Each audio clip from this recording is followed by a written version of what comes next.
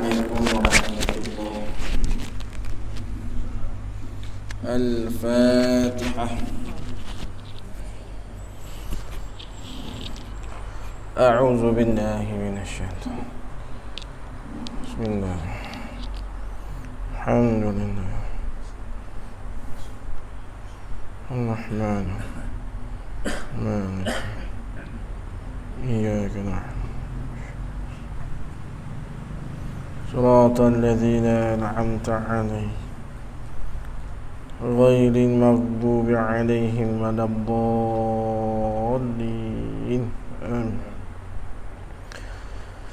الحمد لله رب العالمين والصلاة والسلام على رسول الأمين وعلى آله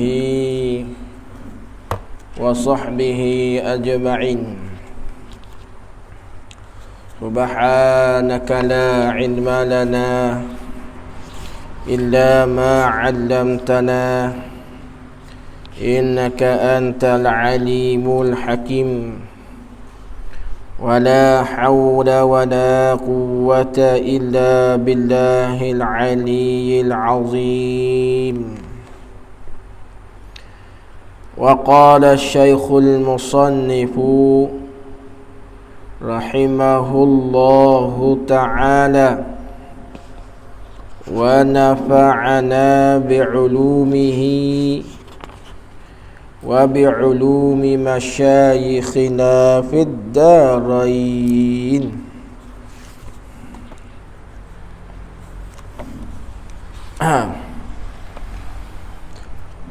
Dan sabda Nabi sallallahu alaihi wasallam, sabda Nabi sallallahu alaihi wasallam di sini kena wibu ingat molek. Lapah sallallahu alaihi wasallam ni kena wipati molek. Sebab setengah-setengah orang tu bila duk berdoa tu disilap tu kau bagi. Mana weh? Hak ngelah-ngelah tu kata penutup wa sallallahu ala sayyidina Muhammad wa ala alihi wa sahbihi, sepatut wasallam. Setengah orang tu dia pergi baca wasallim. Ni sebuah baris tu salah. Kaedah kalau lapah solat datang dengan baris atas solat, maka di belakang tu pun kena baca baris atas wasallam. Kalau lapah soli baca dengan baris bawah, di belakang tu pun kena baca dengan baris bawah wasallim. Ingat kaedah tu. Dah. Yang kedua, jaga disebutan. Jangan duk baca wa sallallahu, bukan wa sallallahu, wa salla. Silap setengah orang duk baca wa sallallahu, salah. Wa salla dah. Ke baca gua ni? Salah dah.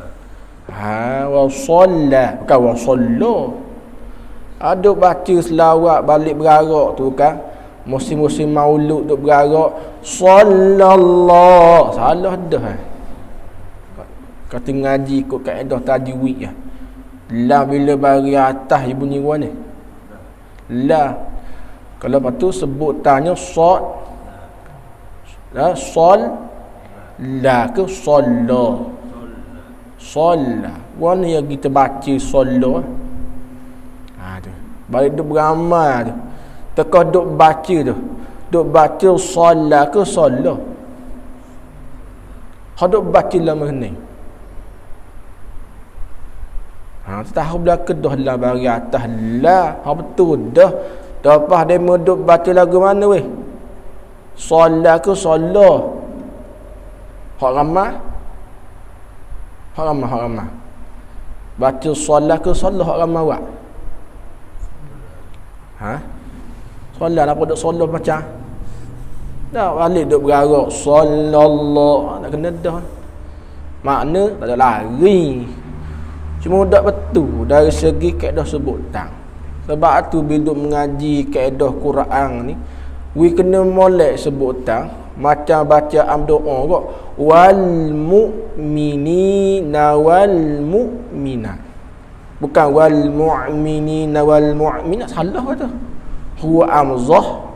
Dia bukan sebutan pasal telang, lepas keluar. Wal mu'minina wal mu'minat. Setengah duduk doa wal mu'minina wal salah. Tu bunyi wa'in, jaga disebut tak. Ingat tu. Sallallahu alaihi wasallam. Ingat kaedah tu. Tu. Sabda Nabi sallallahu alaihi wasallam, bermula sembahyang itu nur. Nur ni bahasa Arab, Melayu kita panggil cahaya. Semayang tu nur, cahaya. Apa maksud? Semayang itu nur, semayang itu cahaya. Ni kena tulis sikit lah. Kena tulis sikit orang panggil. Yakni sembahyang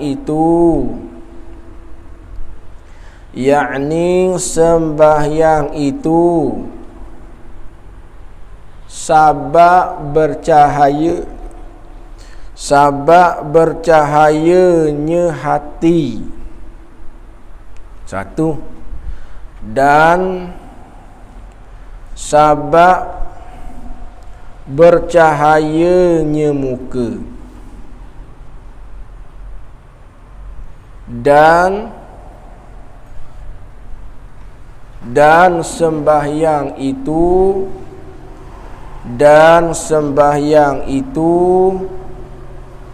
sabab bercahayanya di dalam kubur. Dan juga sembahyang itu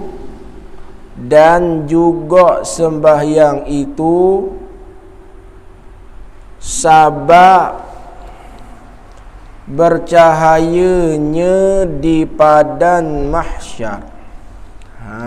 Tu. Jadi setiap satu tu pula dia ada huraian ni pula. Kena standby kertas lah. Kena standby kertas orang panggil. Bercahaya hati ada huraian. Bercahaya di muka ada huraian.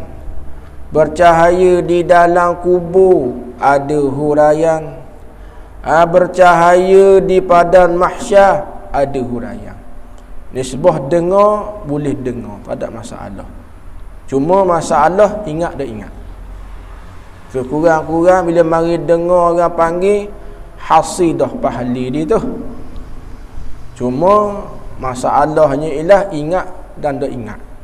Cuma lebih orang mengaji ke ada berkitab ni, dia dapat dua. Pertama, nisbah pahala tu betul jalan dia dengar tu dapat dah. Pahala betul nulis tu pula dapat. Dua orang panggil. Kita kalau bab pitih nak banyak. Malahan kita raya agak sanggup kerja lebih masa, buat kerja lebih dari satu semata-mata nak pitih banyak. Betul tak? Zaman Pak Akil kerja dulu lah. Dulu kerja ke apa Pak Akil?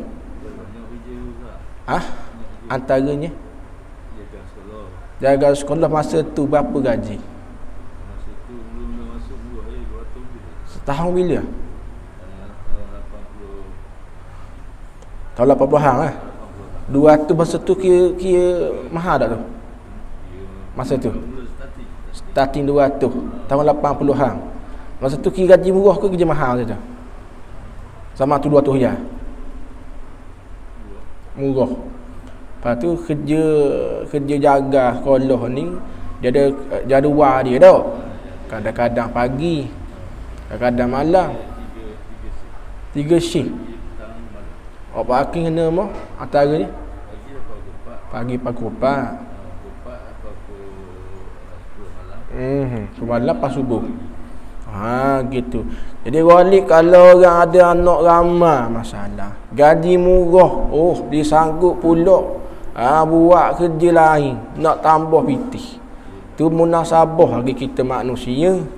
Tapi bab pahala tak apa nak dah. Lihat. Betul tak? Bab pahala ada tak orang sanggup buat overtime untuk dapat pahala lebih? Ada? Ada. Start tambah sejam yang ngajar ada je. Ada oi. Kalau boleh start habis awal sikit apa tak? Apa pelik gitu. Dari sebab pitih tak cukup sanggup kerja lebih. Biarlah mata mengatuk pun tak apa, janji dapat pergi lebih. Tapi bab pahala tak penuh. Pelik dah. Gimana? Ada tak kerja? Ustaz kau nak biar awal enggak? Bi sejam ni ada. Tu kena berubah je. Baru kena berubah je. Baik, apa maksud bercahaya hati? Apa maksud bercahaya muka?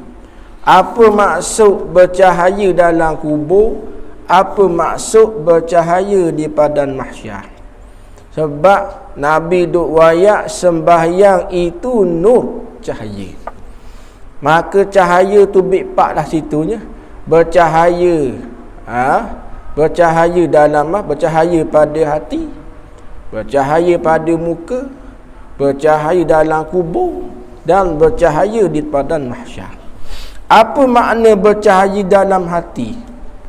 Bercahaya hati, tulis situ bang. Awak dah menduduk mengaji. Bercahaya hati itu ialah, bercahaya hati itu ialah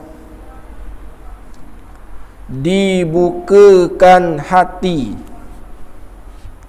dibukakan hati di atas orang sembahyang itu, dibukakan hati di atas orang semayang itu,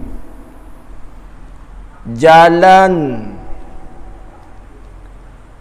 bagi menyampaikan, jalan bagi menyampaikan kepada ma'rifatullah.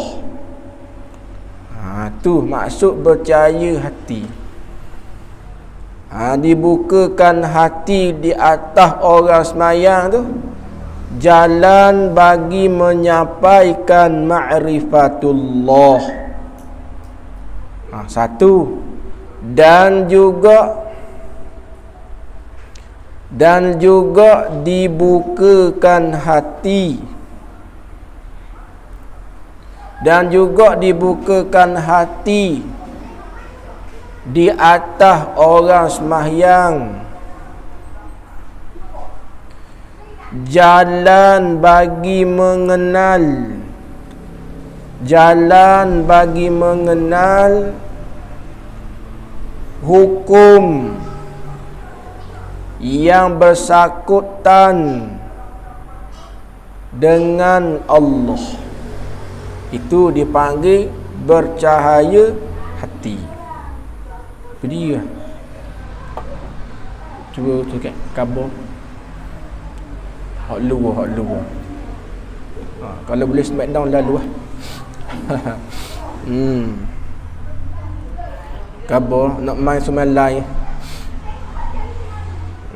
Tu.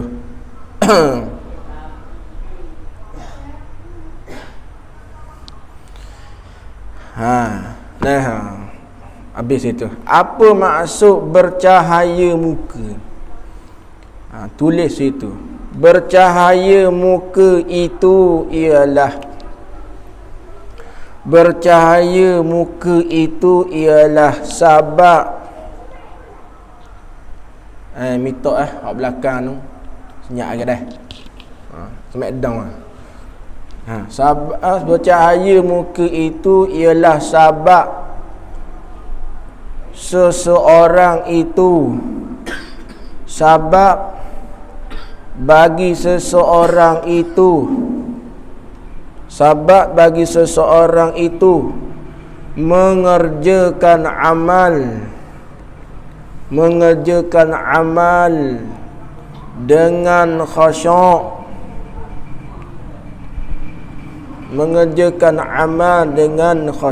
titik tu maksud bercahaya muka. Bercahaya muka. Yang ketiga, bercahaya di dalam kubur. Apa maksud bercahaya dalam kubur? Tulis itu. Bercahaya di dalam kubur ialah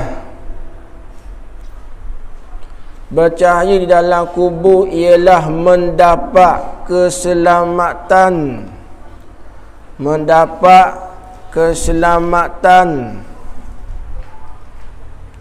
dan kelepasan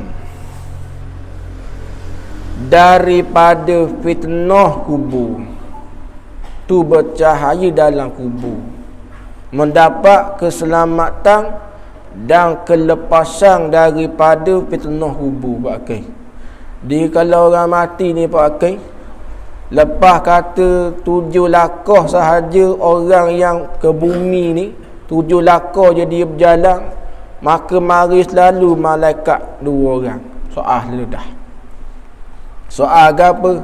Soal antaranya, man rabbuka, siapa Tuhan kamu? Wa man nabiyuka, siapa nabi kamu? Wa man i'tiqaduka, apa pegangan kamu?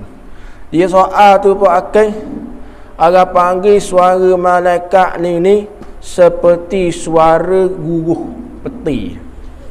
Lagu tu dia soal dia pula di atas kita ni tiap-tiap soalan. Kalau soalan pertama bersangkutan dengan pegangan soalan tauhid, soalan pertama bersangkutan dengan amal bab semayang. Hak jong soal malaikat mungkar, hak jong soal lagi malaikat nakir. 2 orang hak jong soal. Cuma malaikat nakir selagi tugas dia, bukan setakat soal. Bahkan setakat kata satu lagi tugas malaikat nakir ni bukan setakat soal, malah katok sehari. Malaikat mungkar jong soal, malaikat nakir pun jong soal. Cuma kerja atas muka malaikat nakir lagi jujur katok orang panggil. Kalau sekiranya penghuni kubur gagal jawab, malaikat nakir katok orang panggil. Katok dengan apa? Dengan rata. Atas mana? Di bawah muka. Tergelang di dalam dasar bumi 40 hasta. Tu nak wayak.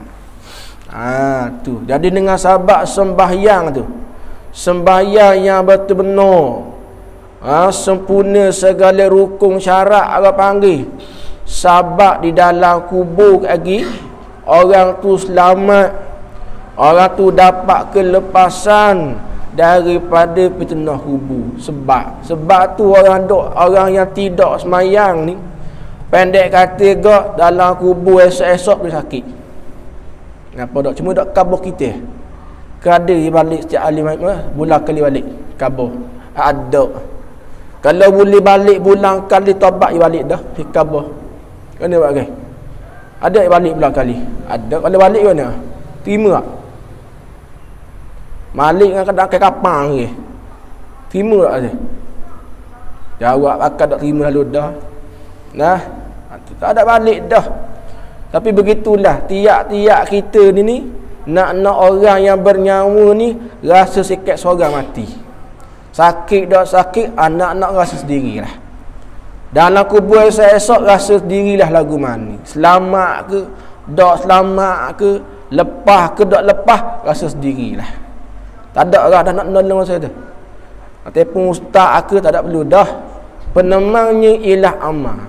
Tu teman kita. Kalau atas dunia tak ada amal, bahkan kita kaya dok penuh semayang, esok-esok dalam kubur duk seorang. Bila duk seorang tak ada teman gak, boleh sakitlah kitanya. Apa tak dah? Bah boleh sakit tu gak, bila lepasnya, dak lepas-lepas dah lah. Malaikat duk katak tiap-tiap hari.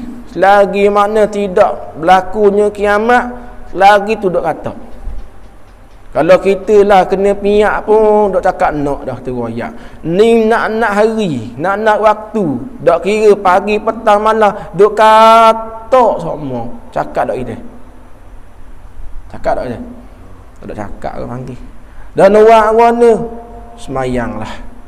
Semayang tu biar kena dengan rukun, biar kena dengan syarat. Semayang molek orang panggil. Barulah selamat ketika dalam kubur. Tu maksud bercahaya dalam kubur. Yang keempat dipanggil bercahaya di padang mahsyar. Apa maksud bercahaya di padang mahsyar? Maksud bercahaya di padang mahsyar, maksud bercahaya di padang mahsyar ialah mendapat penjagaan,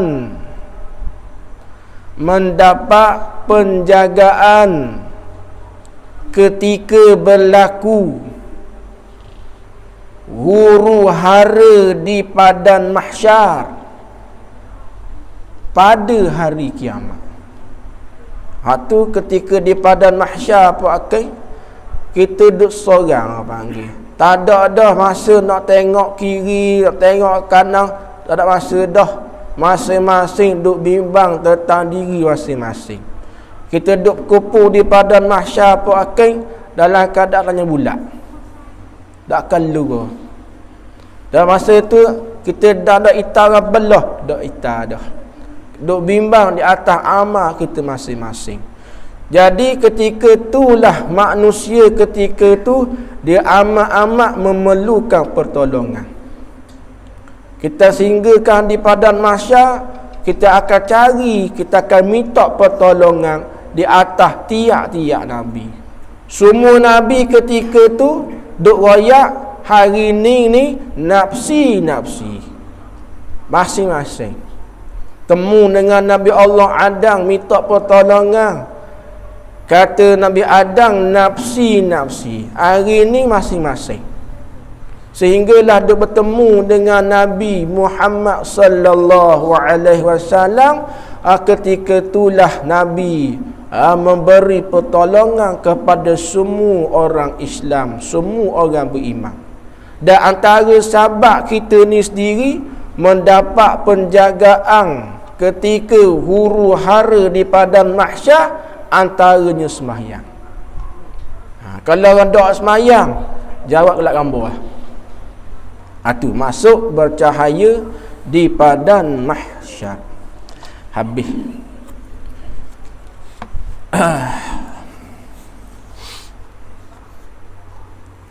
Habis.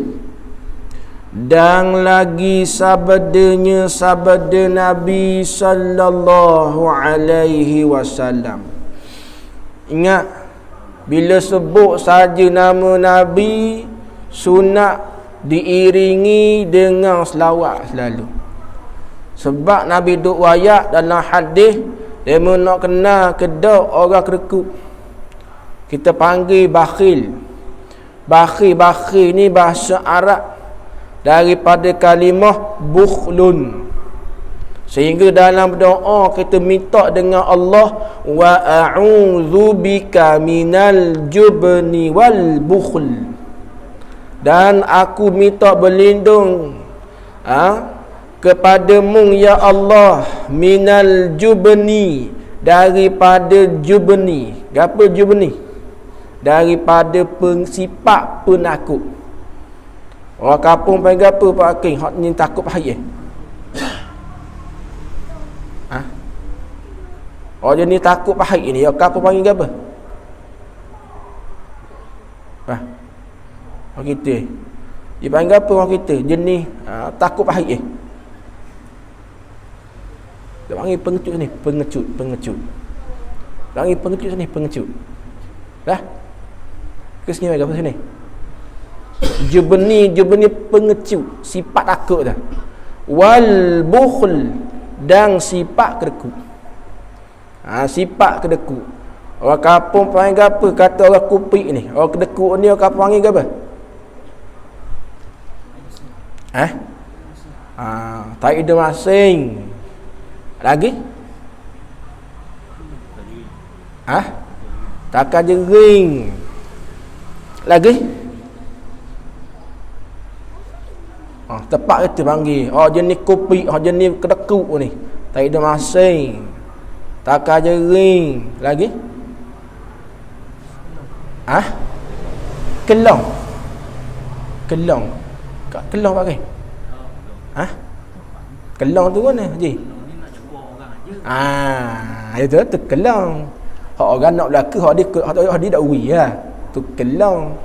Selagi lawan kita panggil beraluh. Ada beraluh. Beraluh dia tu. Beraluh orang panggil. Tu. Duk beraluh orang panggil. Tu orang panggil. Nak kena ada orang bakhil. Nabi kata al-bakhilu, bermula orang bakhil ni, orang kedekut ni ialah man zukirtu, mereka yang disebutkan nama aku indahu, di sampingnya, lam tusalli alayya, mereka itu tidak susuli dengan selawat. Apa dak tu? Tu kedekut. Duk sebut nama aku, nama Nabi duk sebut di samping diri dia, di sisi dia tu. Duk dengar dah orang sebut Nabi sallallahu. Duk sebut dah.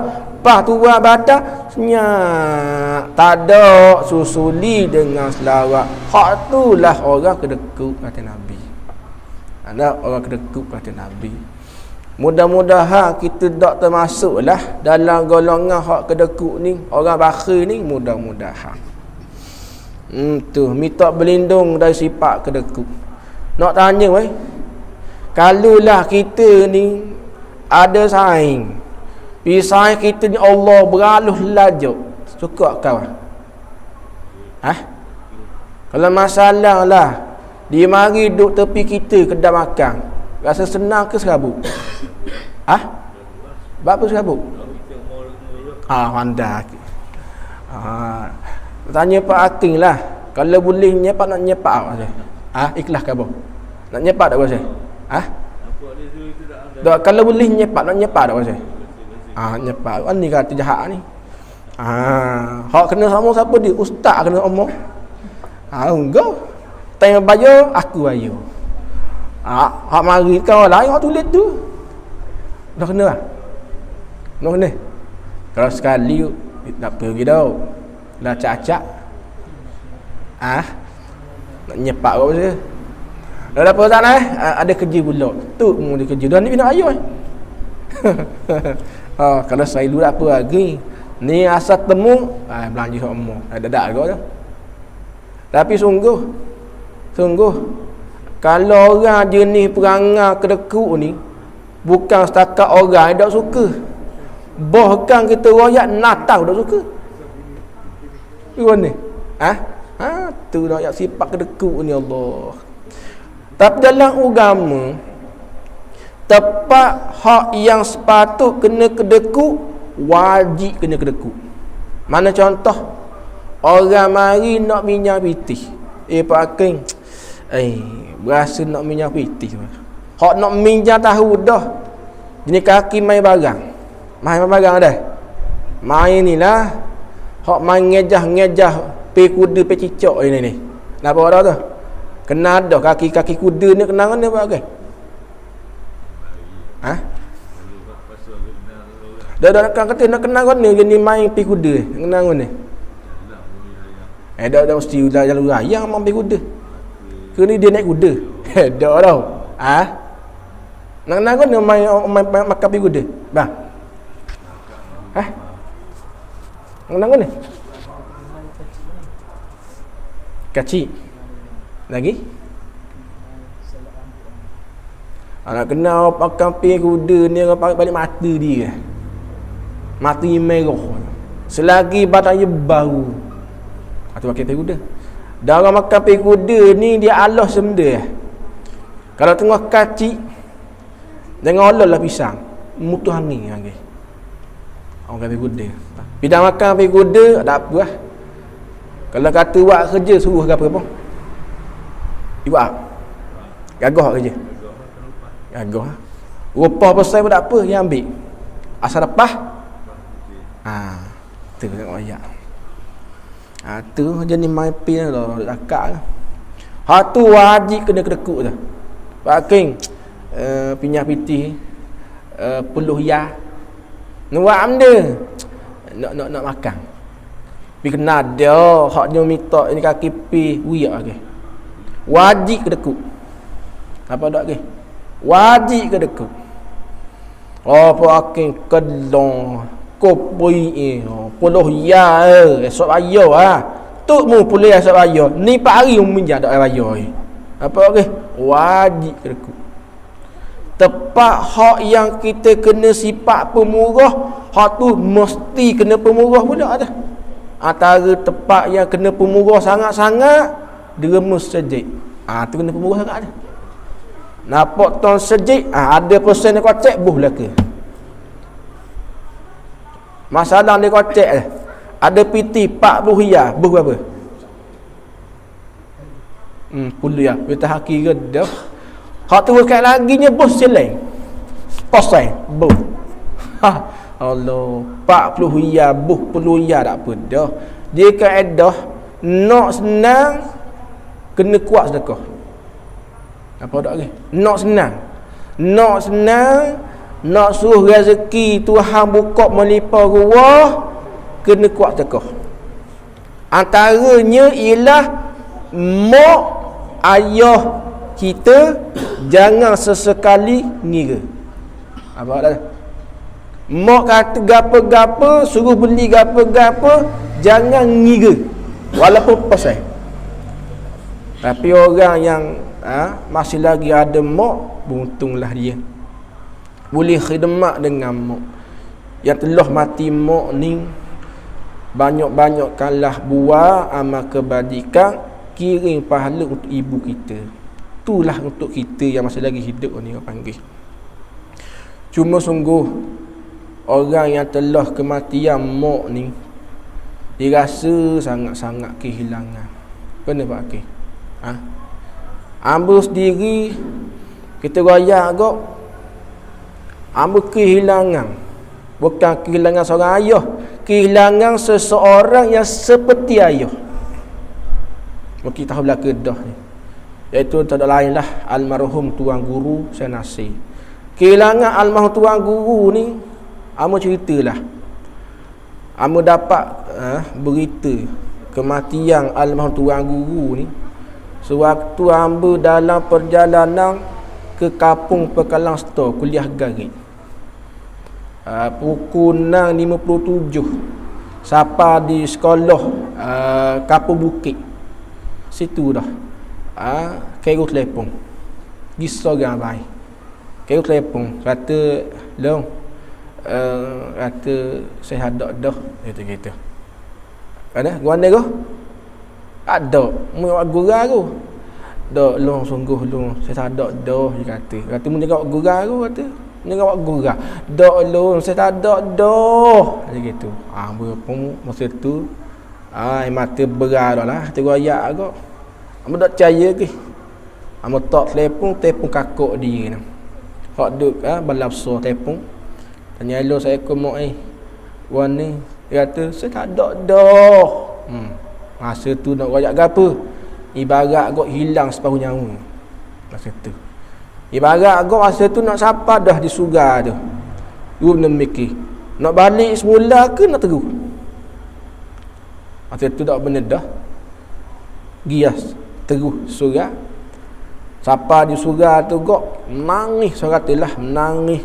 Kita royak dah hati lepas hening kukuk mana pun aku malah ngajar dah masa tu. Nekaklah ngajar dah. Dan masa mengajar tu nak royak bui, amo nampak tok guru mari. Masa tu nekat dah aku nak balik awal. Biar aku mana pun aku nak balik awal. Ekah cerita rapih mayang isyak, amo pun duduk dalam kereta dalam keadaan menangis lah tu royak tu. Dapat panggil telefon kata long tok guru on the way dah ni. Daripada hospital Terengganu pergi rumah kakak je. kat Lapso tu. Di masa bawa kereta lampu merah hijau kelang gogi tak ada kira dah. Mikir dah apa je. Tak kira motosikal ke apa lori bah tak kira pergi je saja. Tak ada mikir dah benda. Soalnya saya hilang dah. Nyawa separuh nyawa hilang dah.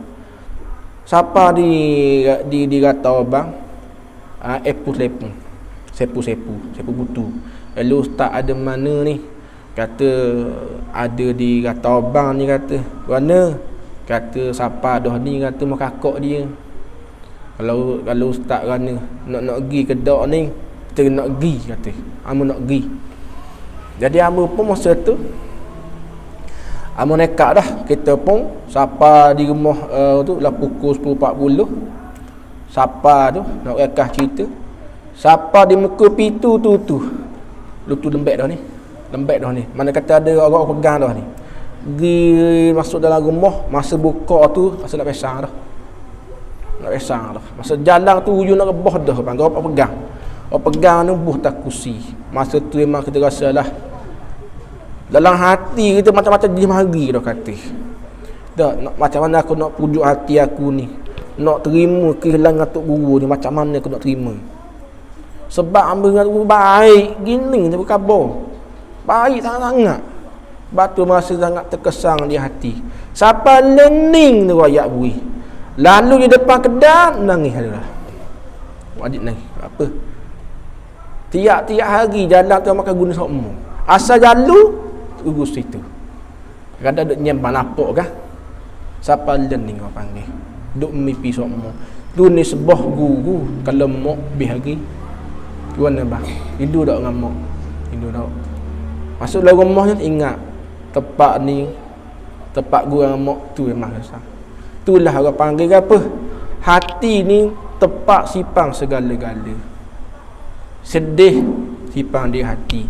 Gembira sipang di hati. Kecewa sipang di mana? Di hati. Nak tanya Pak Hakim. Pak Hakim boleh tak pujuk hati Pak Hakim nak terima kehilangan seseorang yang Pak Hakim paling sayang? Adakah Pak Hakim boleh pujuk hati tak?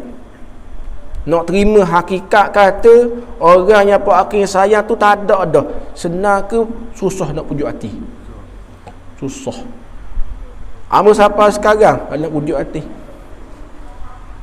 Dah membuat wirid. Dalam seminggu wajib sekali pergi ke putuk guru. Wajib sekali, kena pergi sekali. Sebab apa? Ada sebab lah, ada cerita.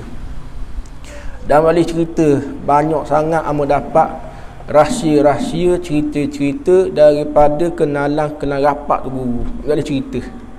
Ada cerita kena rahsia benda ni. Cuma nak wayaknya bertuah siapa-siapa yang masih hidup yang pernah mengaji dengan almarhum bertuah. Sebab apa? Sebab berlaku banyak benda-benda pelik yang mana rakan kenalang duk cerita ke hamba. Mereka ada cerita. Ada cerita. Benda tu banyak rahsia. Cuma boleh kabarnya ketika kebumian, pengebumian, semua orang nampak benda pelik. Ketika tu panah. Pakai panah. Tapi masa pengebumian tu di atas maqam tu guru orang panggil awan mendung. Satu. Yang kedua burung duduk berlega atas tu. Oh pelik dah situ. Hak tepat ni panah. Hak ni panah tengah ni seduh. Pelik dah situ. Banyak lagi lah apa benda pelik-peliknya. Itu nisbah guru. Kita kehilangan, kita rasa di hati dah. Kalau mak bihagi, mana pakai? Kalau isteri, mati isteri, seronok ke sedih? Oh bodoh. Selakak aku pakai. Selakak. Sedih betul je lah. Lepas tu cari baru. Aduh, selakak aku pakai. Begitulah nak wayang dah. Begitu.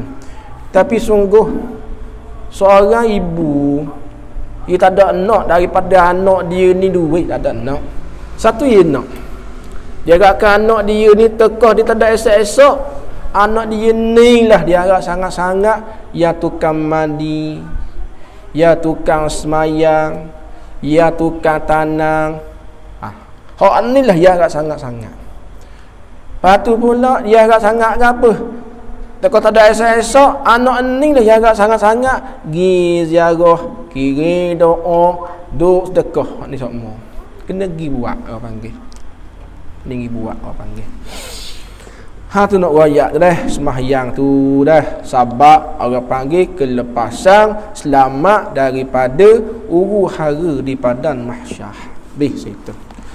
Dan lagi sabda Nabi sallallahu alaihi wasallam, sentiasa Allah berhadap atas hamba dengan muka Allah. Siap dah lah main muka Tuhan pula ni. Nanti kita urang ni dah. Dengan mukanya, tulis situ yakni dengan zat Allah. Selama berkekalan ia hamba dalam sembahyang hamba. Ini dipanggil apa ni? Ini dipanggil setengah daripada hadis yang mutasyabihat. Hadis yang mutasyabihat. Dia nisbah Al-Quran, dia nisbah hadis, dia ada dua. Dia ada ayat Al-Quran yang muhkamah, dia ada ayat Al-Quran yang mutasyabihat. Hadis pun sama. Dia ada hadis yang muhkamah, dia ada hadis yang mutasyabihat. Gapo muhkamah, gapo mutasyabihat? Muhkamah ni ayat, makna ayat jelas, makna ayat terang, tidak membawa kepada kesamaran. Itu muhkamah. Mutasyabihat ialah makna yang membawa jadi keliru, makna yang tidak terang, yang tidak jelas, bahkan membawa jadi kesamaran. Maka di hadis ni hak kita dengar senantiasalah Allah tu berhadap mana? Berhadap atas hamba dengan mukanya. Di dalam hadis ni tepat mana hak kita berasa seolah-olah makna hadis ni membawa jadi kesamaran? Kat mana? Di mana hak kita berasa macam ke bawa jadi keliru? Kat mana? Kat mana hak jadi keliru? Muka Tuhan, muka Allah dia. Keliru ke mana? Pas sebut kata muka lah. Dalam kepala otak nampak ke apa? Nampak ada dua tim mata, nampak hidung, nak gitu lah. Jadi keliru hadis ni. Dah apa maksud dia? Kaedah dalam belajar, dalam hadis ke, dalam Quran ke, kalau nisbah hadis yang mutasyabihat, zahir makna yang kita segera faham, bukan maksud yang dikehendaki. Oh sedap belakang tu. Mengesek dengar dah.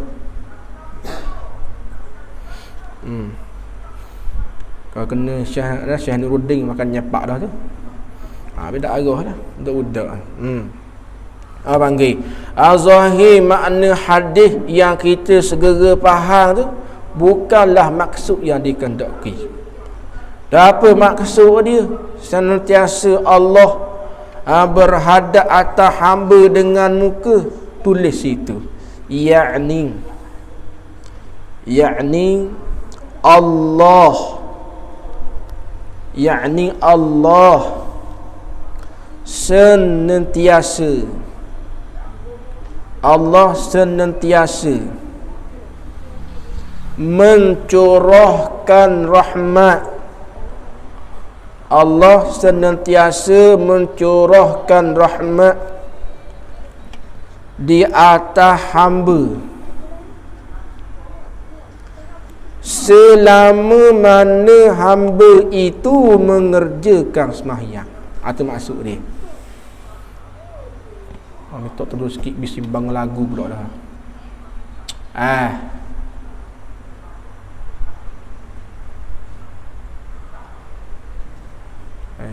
Surah, ada salah lagu dalam surah. Ni budak-budak ni. Hai. Joget lah surah. Tak eroh kan. Biar kenal surah dia, ada adab surah ni kan. Nak jangan buat cakap rumah surah. Mana buat okey. Rumah tak apa nak joget pun surah jaga malam panggil. Tu. Nak rayaknya selama mana kita ni duk semayang, selama itulah Allah mencurahkan rahmat. Ni nak rayak. Semakin banyak kita mengerjakan semayang, semakin banyak kita mengerjakan sembahyang, semakin banyak Allah mencurahkan rahmat. Ini maksud hadis ni. Habis situ. Mana? Dan bahawasanya Allah Subhanahu wa ta'ala mendirikan muka. Tengok dia cakap mendiri muka. Gapo maksud mendiri muka? Tulis situ. Ya'ni mencurahkan rahmat. Itu maksud mendirikan muka. Ya'ni mencurahkan rahmat kepada seorang kamu selama ada berkekalan berhadap ia seorang di atasnya, di atas Allah. Dan juga Allah Subhanahu wa ta'ala ni orang panggil mencurahkan rahmat kepada seseorang yang mana berkekalan di atas mengerjakan ibadat. Senantiasalah Allah mencurahkan rahmat di atas seseorang yang senantiasa mengerjakan ibadat. Maka bertuahnya orang yang mengerjakan ibadat ialah mendapat keampunan dan rahmat dari Allah. Tu pakai. Setiap kali kita duduk bergerak daripada duduk berdiri ke rakaat tu, senantiasa dalam rahmat dan keampunan Allah. Bahkan setiap kita duduk bergerak, jatuh bergugurang dosa kita. Tak apa sehingga kan dalam hadis duk menyatakan bila kita duduk semayang ni Pak Akil, segala kesalahan dosa diletak di atas kepala kita. Setiap kali kita duduk bergerak duduk rakaat, maka jatuh segala kesalahan dosa. Dan ketika itulah seseorang itu mendapat rahmat daripada Allah. Bila iktidal sami Allahu liman hamidah, jatuh pula dosa kita, kemudian Allah Ta'ala kurniakan rahmat. Sujud pula, jatuh pula dosa kita, Allah Ta'ala kurniakan rahmat. Apa dok kelebihan? Lebih orang panggil. Lebih. Hidup kita ni, apa yang kita buat tidak lain, tidak bukan nak dapat rahmat dan redha Allah. Ni hak kita cari. Sama ada kerja dunia ke, kerja agama ke, kita cari rahmat dan redha Allah. Nak dapat dua ni payah. Nak dapat rahmat, nak dapat redha Allah payah. Sebab dia memerlukan satu pengorbanan. Apa tak? Pengorbanan. Kena korban segala yang ada di kita. Jiwa kita kena korban. Walaupun orang menghina kita, mencemuh kita, memaki carut kepada kita, tetapi kalau perkara yang orang cemuh itu perkara yang sebenar, korbankan jiwa, pujuklah hati. Biarlah orang nak menghina bagaimana sekalipun, asalkan pekerjaan ini, amalan ini tidak salah si Allah Ta'ala. Orang kita bila orang mengherdik, orang pakat tonyoh, orang pakat hina, walaupun kita buat benda molek, sebab orang nyenyeh, takut-takut molek-molek buat amal molek, kerana cacian orang ramai, kita akan jadi sebab tinggal benda tu sendiri. Ramai mana orang jenis lagu tu, molek-molek dah mengaji Quran, tapi kadang saduk menyenyeh. Oh, tak malu. Baca ikrau. Oh, ikrau. Ikrau apa? Ikrau satu. Budak malu. Dengan budak-budak. Belum mengaji dah mula-mula. Kalau duk menyenyeh, ngaji apa tu? Apa nak ngaji? Sebab malu lah. Tapi kalau nak dapat rahmat daripada Allah, dia kena korbankan jiwa dia. Nampak? Tebang muka 8 inci sekali pun tak apalah. Asal benda ni aku buat tak salah si Allah Ta'ala. Benda ni payah ni. Apa nak kata? Tu biarlah nak kata gapo pun biar kata. Baik cerita. Dan kerana inilah wallahu subhanahu wa ta'ala a'lam. InsyaAllah tau. Apa rajang? Nak dapat juga nak ya, insya-Allah tu. Jadi insya-Allah sambung semula. Dan kerana inilah adalah sembahyang sangat banyak faedahnya. Wallahu subhanahu wa ta'ala a'lam.